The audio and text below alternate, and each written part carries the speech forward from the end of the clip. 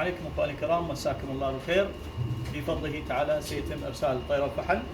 هاي الطيره طبعا جوا هزر، هي بنت مباشر لتوماس ابن البيسكتل على الاولمبيك بيبا.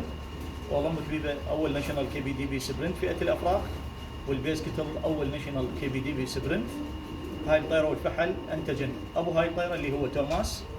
هاي الطيره هي بنت مباشر لجاكوار على اليس، يعني هسه هاي حفيده مباشره لجاكوار واليس ابطال الناشونال، وحفيده مباشره لاولمبيك بيبا على البيسكتل.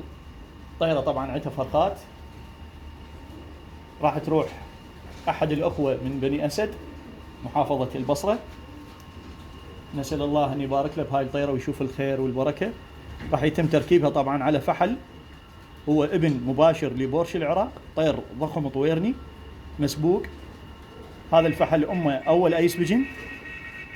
ان شاء الله تعالى اخونا العزيز يشوف الخير والبركه بهاي الطيور. الف مبروك ومن الله التوفيق.